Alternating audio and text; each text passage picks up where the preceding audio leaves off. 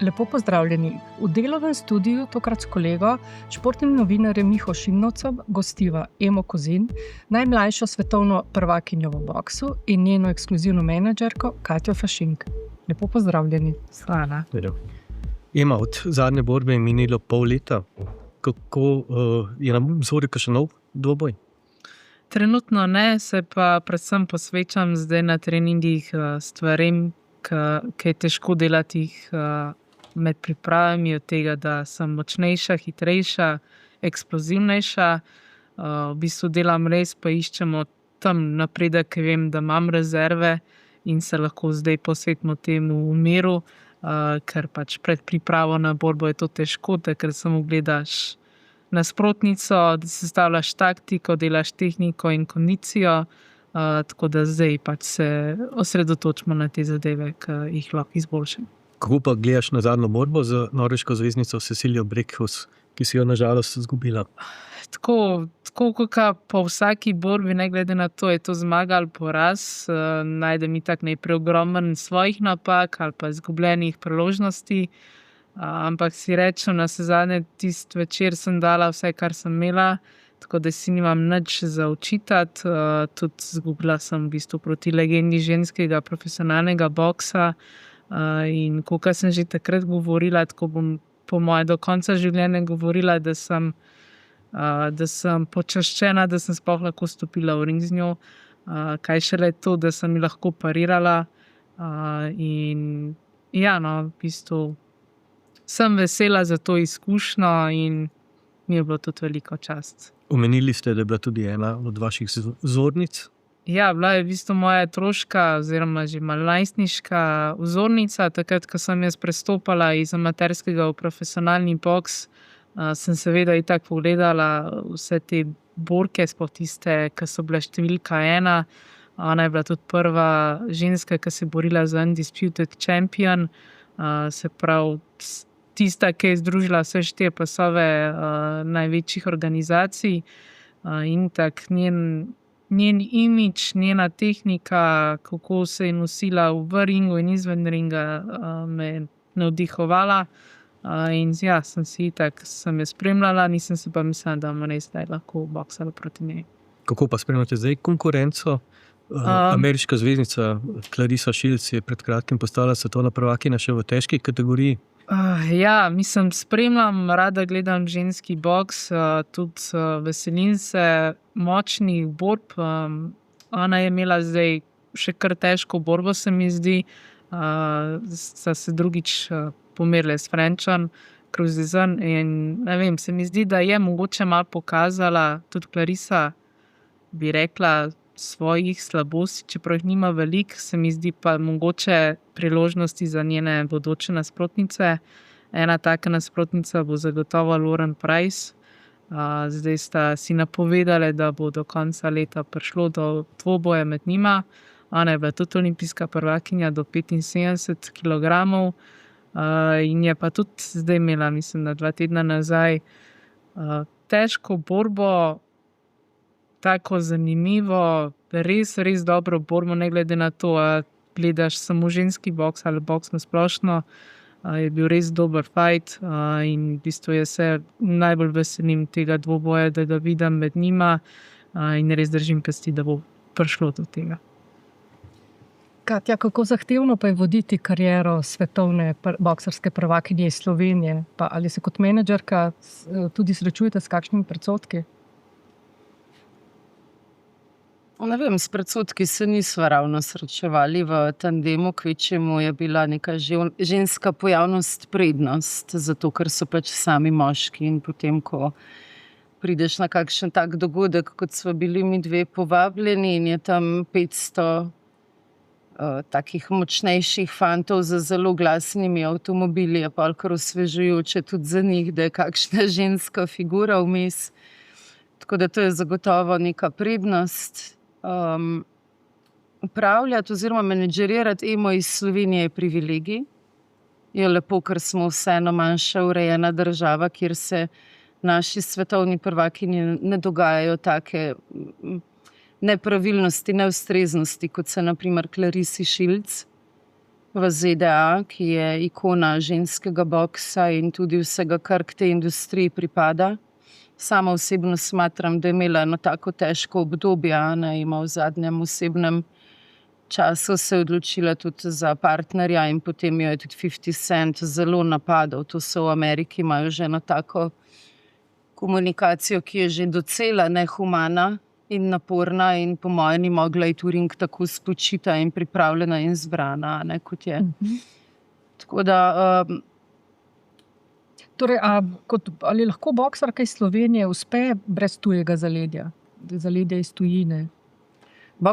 Boksarka iz Slovenije je uspela brez tujega zaledja, Tako da tudi prej sta s prejšnjim trenerjem in menedžerji krmarili na način, da so vseeno bili ustvarjeni rezultati, ki so privedli do tega, da je osvojila glavne pasove.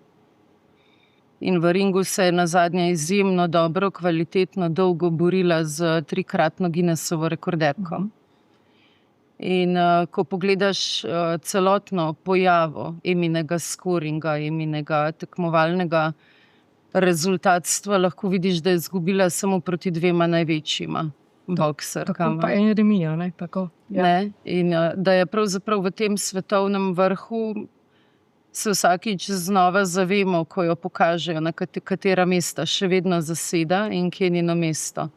Veselimo se pa seveda bodočih rezultatov, bodočih tekem in tega, da bo pokazala, kako močna je in dolgo bo močna, dolgo bo pripravljena in tečemo tek na dolge proge. To je vedno lepo slišati. Pa nam lahko vi kaj poveste izza kulisja, kako potekajo pogajanja za velike borbe, kdo ima zadnjo besedo? Menedžer, vi, boksar? Zelo odvisno. Midve z Emo vpeljujeva v boksarsko industrijo regionalno in globalno popolnoma nov vzorec poslovanja in nov vzorec obnašanja, kar pomeni, da se nama že oglašajo dame iz industrije zaradi podobnega poslovnega modela, ker niso vedele, da je do zdaj sploh mogoče, da ima ta menedžer in boksar skupaj podjetje in da skupaj soodločata, Sploh niso vedele, da je mogoče imeti relacijo na tak način, da lahko same povedo, kaj bi, in da jim menedžer sledi kot podaljšek njihovih želja, pričakovanj, zmožnosti. In ko to vidijo, so same zelo polnomočene, vidijo tudi drugo opcijo. Zelo si želijo priključiti se najnemu gibanju, vendar v tem trenutku smo ostro fokusirani na Emino kariero. In jaz se na primer od ostalih menedžerjev zelo razlikujem po eni bistvenosti in ta je, da ne zastopam drugih boksarjev, kar pomeni, da z njimi ne trgujem, kar počnejo drugi.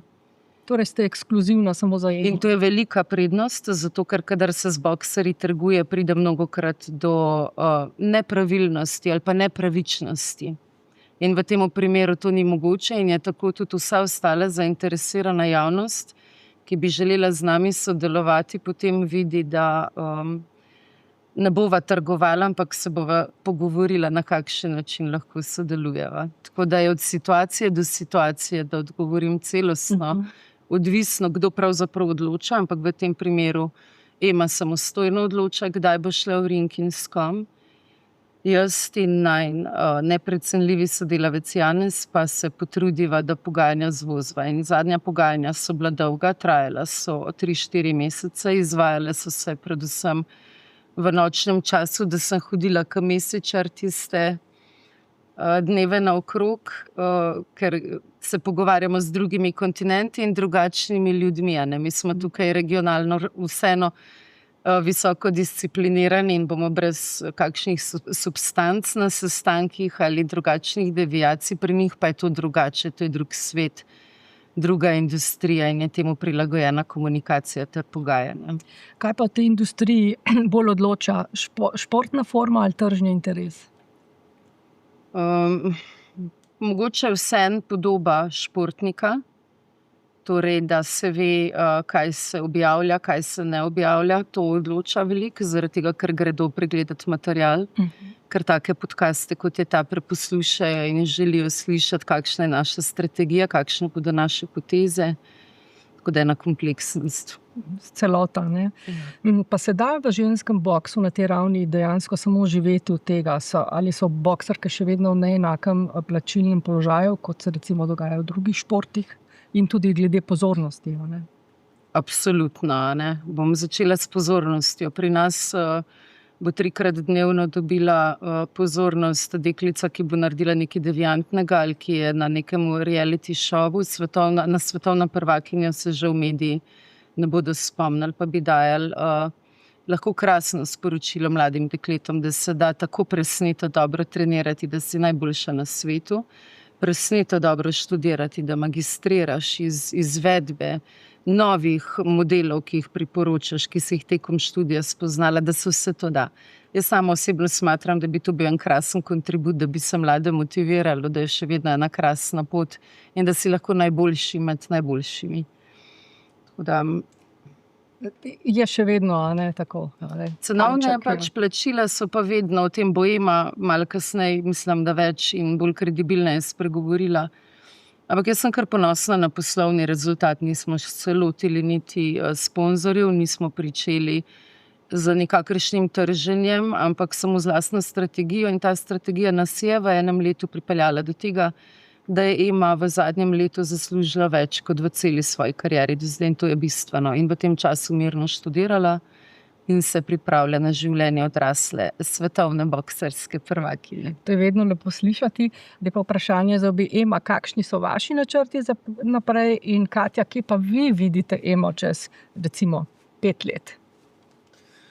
Mislim, jaz predvsem to, da napredujem v svojemu boksu in da magistriram, to se mi zdi, da sta dva ta glavna cilja, ostalo pa pač, koliko bo življenje me prineslo, kamorkoli bom pač prišla, ampak to se mi zdi, da je nekaj, kar jaz lahko osebno naredim in tudi bom.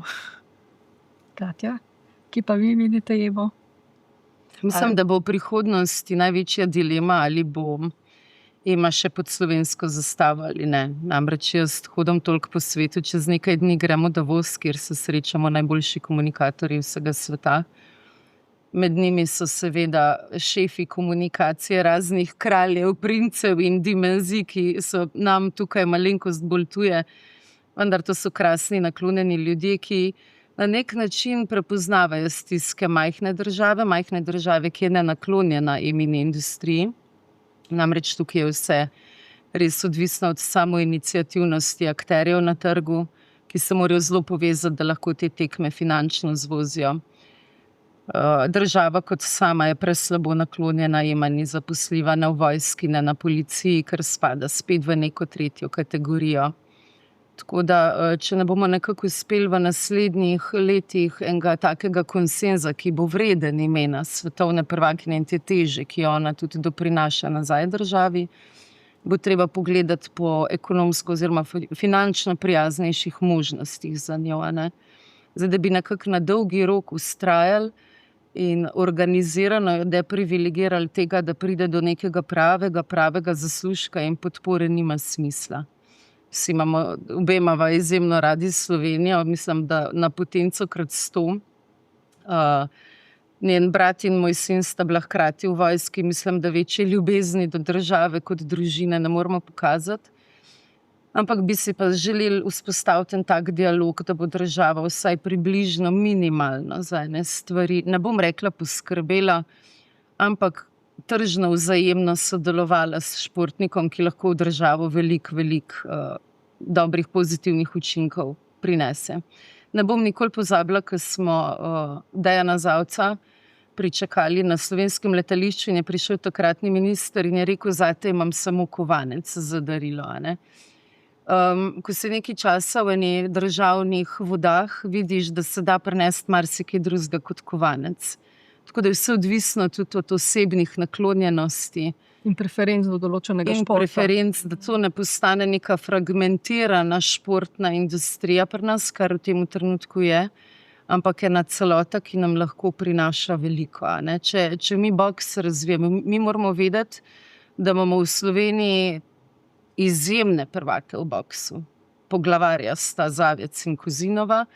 In mi bi lahko tudi turizem na tej osnovi razvijali in vse, ampak moramo strateško pogledati, se pogovoriti in oceniti. Če pa država ocenjuje, da takšnih prvakov ne potrebuje, pa lahko za njih začasen dom poiščemo drugje. Ker zdaj imamo že športne ambasadorje, nedavno so jih ene par imenovali, a ne? Mogoče bi tudi tukaj bila kakšna iniciativa tudi z vaše strani, da to ponudite, a ne? Absolutno, ne, se izjemno, sva ves čas odprti, žal sva v tujino toliko, bom rekla, vpeti in v vse te dogovore in pogovore, zdaj pripravljamo tudi kolekcije, vse to zahteva en strateški čas, pa preverjanje kanalov, odzivnost.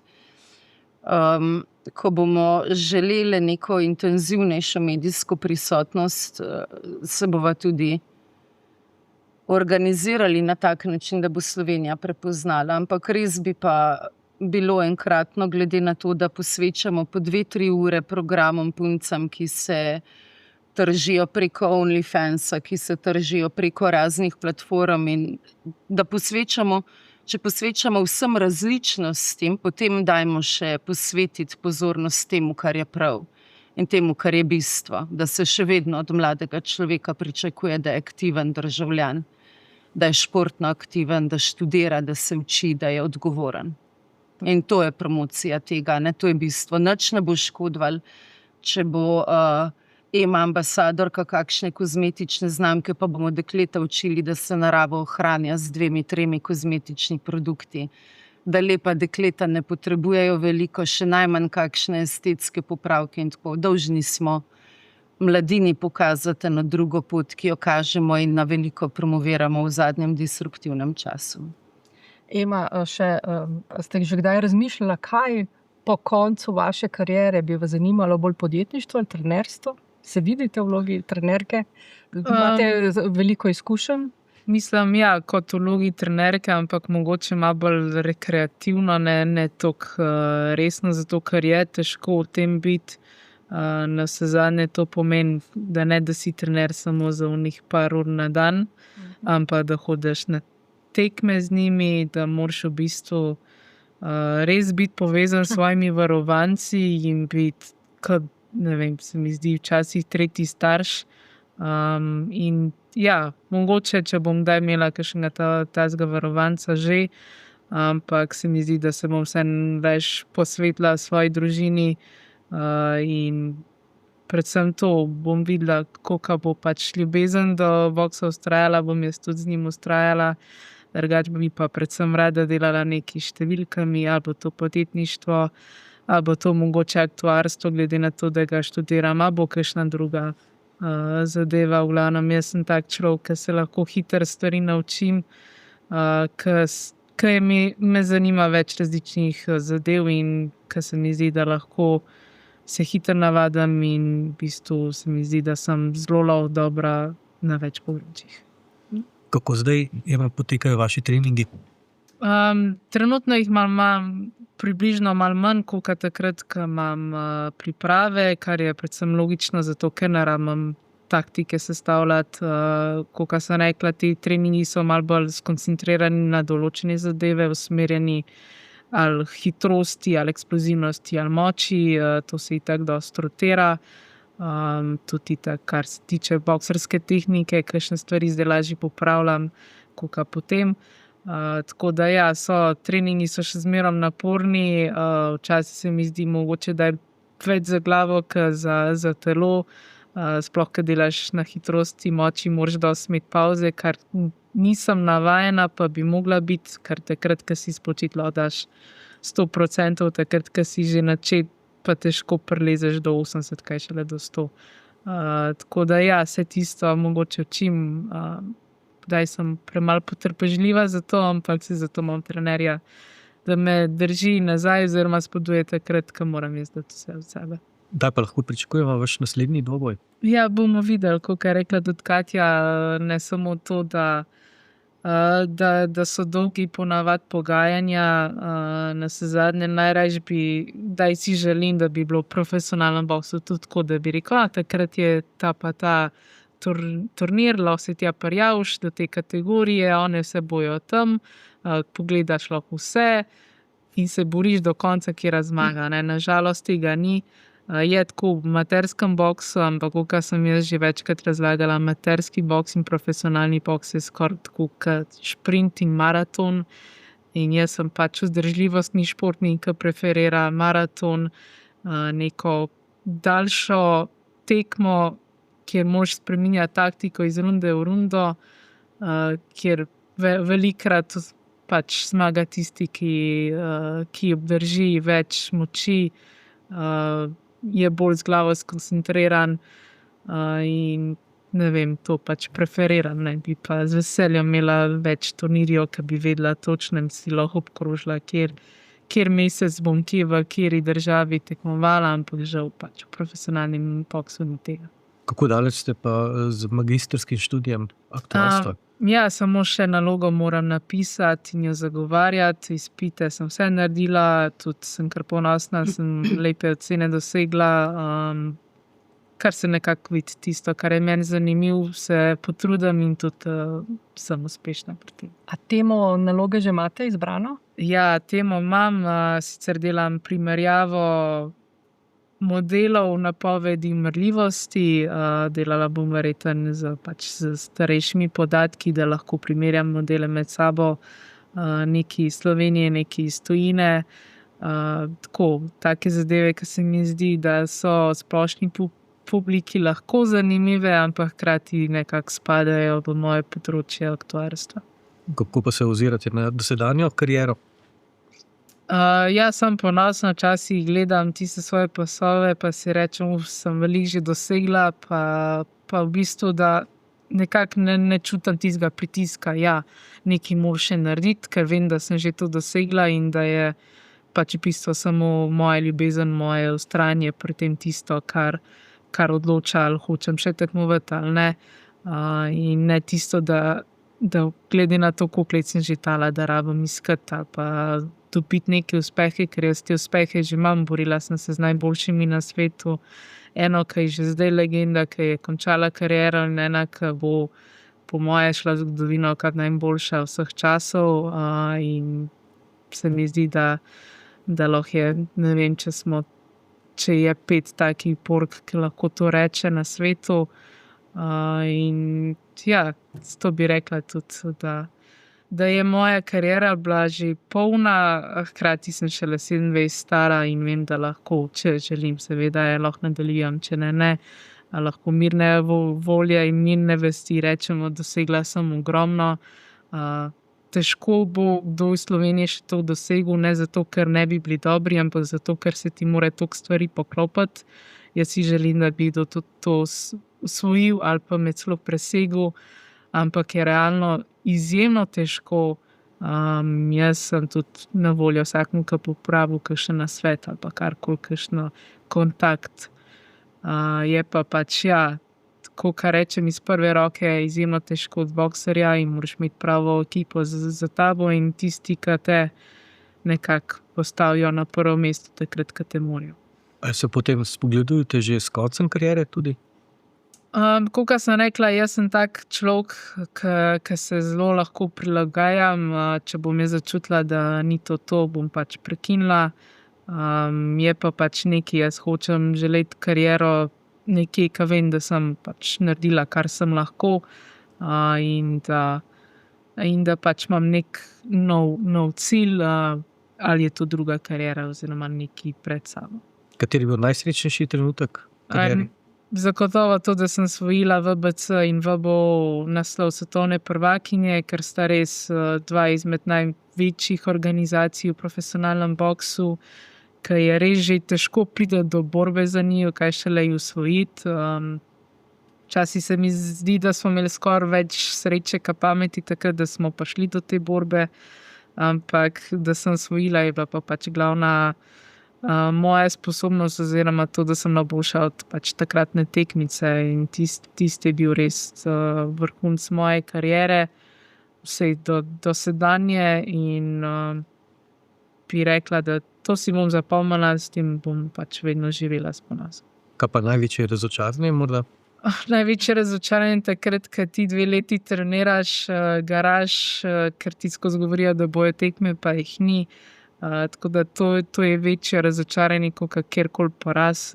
Z poraza lahko ti vedno nekaj potegneš, se naučiš iz 2-letnih priprav brez kakršnekoli pavze, da bi se vse spočil, pa težko rečeš, da je karkoli. Hvala Bogu, sej ni bilo čist 2 leti tako, ampak leto pa pol pa je bilo tako, dokler nisem začela sodelovati s Katjo, dokler nismo spremenili ekipo in sem nekako videla, da zdaj dejansko bo prišlo do porbe, dejansko se bom lahko pomirila s Cecilijo, ker vmes mi je že to toliko dol padel, ker je bilo obljubljeno, pa ni prišlo do tega.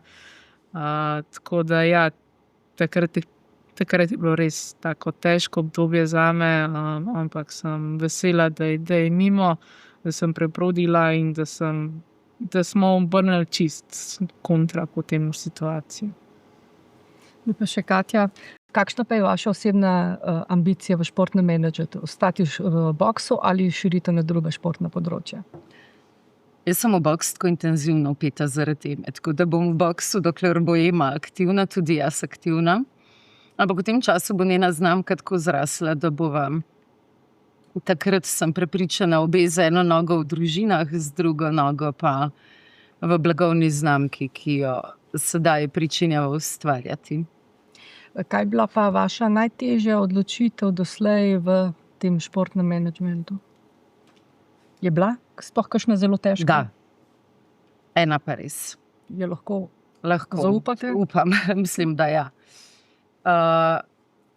Na vse sem se pripravila in Ema me pozna in mislim, da zaradi tega tudi sproščeno in zaupanjem sodeluje, da če bo potrebno, bom 170 strani prečesala in bom vedela, kaj je na tistih 170 stranih.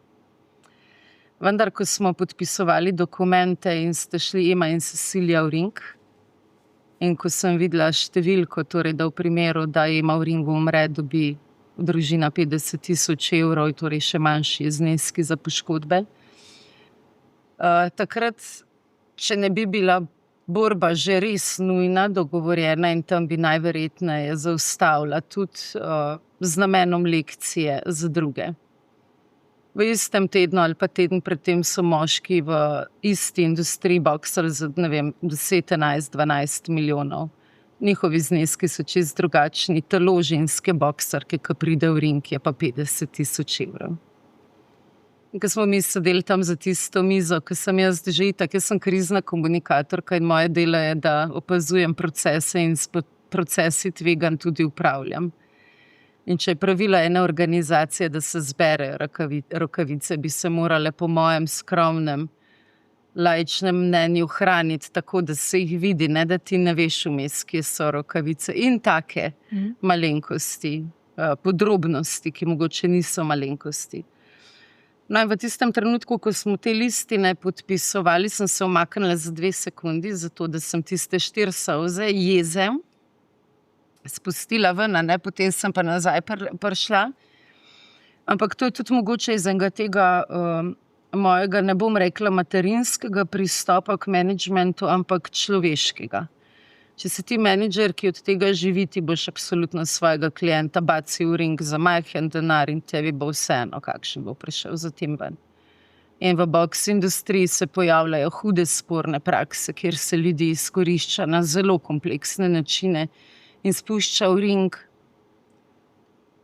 na način, ki se ne bi smelo. Vsako leto je več smrti v ringu in vsako leto je več tveganj, s katerimi se upravlja. In jaz sem, na primer, mislila, da bo eden izmed največjih problemov Emi dopovedati, da ne gremo več za drobiž v ring, oziroma da nam ni treba. Ampak k sreči nisem imela težav s tem, ker je res se počuti samozavestno upravičena. Ona že vse te pasove ima. Ni zdaj... Nič več novega nima za osvojiti, tukaj smo, nebo je že prišla, stekleni strop sva že prišli. Jaz sem se za menedžment in sem tudi hvaležna VBF organizaciji in predsedniku Chrisu Rovznu. Meni je dal on kot prvi ženski na svetu licenco za boks menedžerko. To pomeni, da ni zdaj to toliko super, da imam jaz, pa da sem Slovenka, ampak to je super za vse ostale ženske, ki bodo to želele. Da ne bomo več prva boksarska menedžerka, bila ne vem, kjerga leta 38 ali ne vem kdaj, ki je bila temnopolta in je bil njen mož bokser. Potem sta se še 2 v zadnjem stoletju pojavili, redke so. Želim si, da bi nas bilo več, da bi spremenile kulturo dialoga. Da ni, jaz držim take sestanke, jaz sem krizni komunikator, mene ne zatrese, ko mi reče nekdo v boksu, ki je zelo pomemben, kako imaš pa kaj sestanke, ko jaz imam gan s sabo in pa potegnem gan, ker se mi ne da več. In jaz vljudno na to pritrdim, jaz sem športna strelka, imam dovoljenje za orožje, znam rokovati, ampak komuniciramo pa zaenkrat še tako, da nam tega v naši državi ali pa v tej industriji ni treba. Torej, vaš izziv ostaja vse te stvari, ki ste jih naštela, da nekako se preseže in da bojo boljše osnove tako za ženske boksarke, kot vse te izzive, ki ste jih našteli, a ne? Ja, jaz upam, da bomo imeli čez toliko let, toliko energije, da bomo imeli enih 5 do 10 emic. Nekaj tazga, da jim ne bo treba iskati kombinacije, kje bodo, kaj bodo. Ampak to je res odvisno od tega, kako se bodo začrtala zasebna pa druga življenja. In mislim, da je to lepo. Da je to lepo tudi, da ima na tak način razmišlja, da je dovoljeno, če se ona odloči marca 2027 zaključimo in delamo na blagovni znamki tega, kar ona že je. Tako, in kar ona že obstaja. Tako, ja. In najpomembnejše je to, kar je pač zadnje sporočilo in kar ona ve. Pa mislim, da se je tudi pri njej ta percepcija spremenila, ker tukaj pa se razlikujemo. Meni je najbolj važno, da ona pride cela iz ringa. Jaz vem, kaj pomeni trajna poškodba, jaz vem, kaj pomeni imeti poškodovano glavo, obraz in si ne bi oprostila, da bi šla ona v ring pod kakršnimi koli drugačnimi pogoji kot popolnimi, ker ji ni treba. Tako da v ring bo šla, ko bodo pogoji super, oziroma vsaj zadostno taki, kot jih želimo in vredni nje. Hvala za vse vaše inpute, v katerih smo slišali. Katja se nam bo pridružila tudi na naši poslovni konferenci Šport je posel 20. maja. Tudi vabljeni vsi, da nas poslušate. Hvala pa vama, da ste se nam pridružila v studiu. Hvala. Midve se tudi zahvaljujeva, predvsem gospodu Šimnovcu za vse prispevke v tujini. Smo prav veseli, ko tuji novinarji omenijo časnik Delo in gospoda Šimnovca, ker toliko desetletij pokriva to industrijo. In na tak način je res lažje, ko imaš v Sloveniji tako stroko in tak medij. Zato hvala vam.